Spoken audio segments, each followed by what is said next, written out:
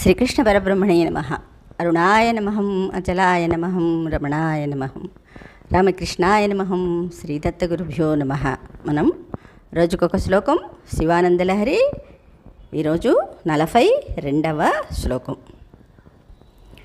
గాంభీర్యం పరిఖాపదం ఘనధృతిః ప్రాకార ఉద్యద్గుణ తోమశ్చాప్తబలం ఘనేంద్రియచయో ద్వారాణి దేహస్థితః విద్యావస్తు సమృద్ధిరిత్యఖిల సామగ్రీ సమేతే సదా దుర్గాతి ప్రియదేవ మామకమనో దుర్గే నివాసం కురు.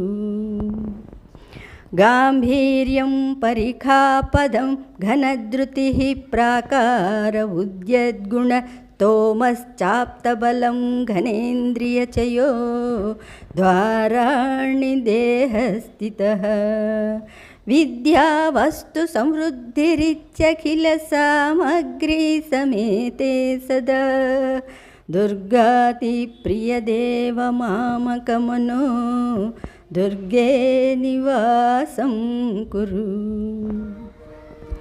గాంభీర్యం పరిఖాపదం ఘనధృతిః ప్రాకార ఉద్యద్గుణ తోమశ్చాప్తబలం ఘనేంద్రియచయో ద్వారాణి దేహస్థితః విద్యావస్తు సమృద్ధిరిత్యఖిల సామగ్రీ సమేతే సదా దుర్గాతి ప్రియదేవ మామకమనో దుర్గే నివాసం కురు. శ్రీకృష్ణ పరబ్రహ్మణే నమః. ఎంతటి చక్కనైన శ్లోకము ఇది. హే దుర్గాతి ప్రియ అంటే పర్వత దుర్గమందు మిగుల ప్రీతి కలిగిన హే దేవా, ఓ పరమశివుడా. పరమశివుడు ఎప్పుడు ఉంటాడంటే ఎప్పుడు కూడా పర్వతాల్లోనే ఉంటాడు కదా. పరిఖాపదం అగడ్తకు లక్షణమైన గాంభీర్యము ఘనధృతి దట్టమైన ధైర్యం అంటే ఎంతో ధైర్యం. అంత ధైర్యం లేకపోతే శివయ్య హలాహలాని మింగగలరా? అవునా? ఘనధృతి దిట్టమైన ధైర్యము. ప్రాకార కోటగోడయును. ఉద్యద్గుణస్తోమః పుట్టుచున్న సద్గుణ పుంజము అన్నారు. అవునా? ఎన్నో సద్గుణాలు ఉన్నాయి పరమేశ్వరుడికి. ఆప్తబలం నమ్మకమైన బలమును.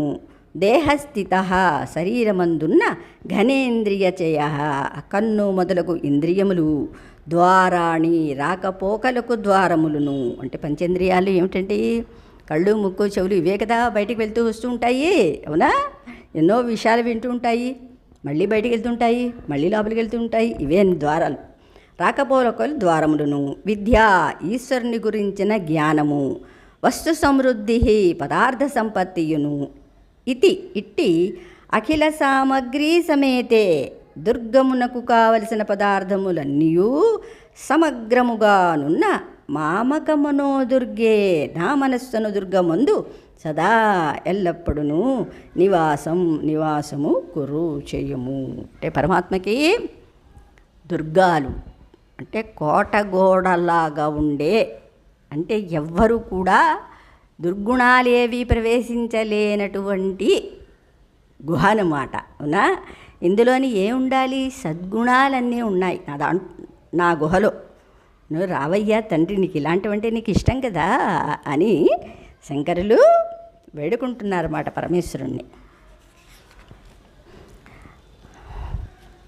అంటే దుర్గమంబగు కైలాస పర్వతమును ప్రీతితో నివసించుచున్న దేవా, గాంభీర్యమును అగడ్తగను ధైర్యమును ప్రాకారముగను ఉదయించు సుగుణములను బలముగను చక్షురాదింద్రియములను ద్వారములుగను పరమ శివజ్ఞానమును సకల పదార్థ సంపదగను కలిగి నా మనస్సు ఒక దుర్గము నాకు ఉండవలసిన అన్ని లక్షణములతో సమగ్రంగా ఉంది. దుర్గ ప్రియుండవుగా నీ విందు నివసింపుము అని అన్నారు. అంటే తన మనస్సనే గట్టి కోటలోనే స్థిరంగా సౌఖ్యంగా ఉండి పొమ్మని శంకరులు శివుణ్ణి ప్రార్థిస్తున్నారు. నా మనస్సు లోపల ఏమున్నదో విప్పి చెప్పితే గాని తెలియదు, అంత గంభీరమైనది. మనస్సుని గురించి ఎవరైనా తెలుసుకోగలవా? అవునా? అది చాలా గాంభీర్యం అన్నమాట. ఎవరు ఎంత ప్రయత్నించినా నీ మనసులో మాటని తెలుసుకోలేరు. అంత గాంభీర్యం అంటే అంత లోతైంది. కోటకు అగడ్త ఎలాంటిదో నా మనస్సుకి ఈ లోతు లక్షణం అలాంటిది. పైగా ఈ చిత్తంలోనే స్వప్నావస్థలో ఆకాశంతో సహా పంచభూతాలన్నింటినీ చూడవచ్చు. అందువల్ల ఆకాశం కంటే కూడా నా మనస్సే గొప్పది. అవునా? బాహ్యంగానే కాదు, అంతరంగంలో కూడా ఈ పంచేంద్రియాలు పంచభూతాల్ని మనం చూడొచ్చు కదా. ఏది కావాలంటే దాన్ని చూడొచ్చు. అందుకని నా మనస్సే గొప్పది. నా మనస్సు పరిస్థితులకు లొంగిపోనిదై, మారిపోనిదై, స్థైర్య గుణాలు కలిగి ఉంటుంది. కోటకు ప్రహరీ ఎలా పనిచేస్తుందో నా మనస్సుకు ఈ ధైర్య గుణం అలా పనిచేస్తుంది. కోట లోపల నమ్మదగ్గ సైన్యం ఉన్నట్లే నా మనస్సులో కూడా దైవీ గుణాలు చాలా ఉన్నాయి. కోటకు వాకిళ్ళు ఉన్నట్లే నా మనస్సుకు కూడా పంచజ్ఞానేంద్రియాలు ఉన్నాయి. కోటలో అవసరమైన పదార్థ సంపత్తి ఉన్నట్లే నా మనస్సులో కూడా అర్థవంతమైన విద్యోపాసన ఉంది. సరి అయినదనమాట. ఈ విధంగా నా మనస్సు అన్ని విధాల సౌకర్యాలతో దృఢంగా ఉంటే కోటలాగా ఉంది. కాబట్టి వేరే కోట కట్టే ప్రయత్నం చెయ్యనక్కర్లేదు. ఓ శివా, ఇంకా ఆలస్యం చేయకుండా అందులో ప్రవేశించి స్థిరంగా ఉండిపోవయ్యా అని శంకరులు ప్రార్థించారు మన కోసం అన్నమాట. అందుకని ఇలాంటి శ్లోకాలు ఆణిముత్యాలన్నమాట. అవునా? శ్రీకృష్ణ పరబ్రహ్మణే నమః.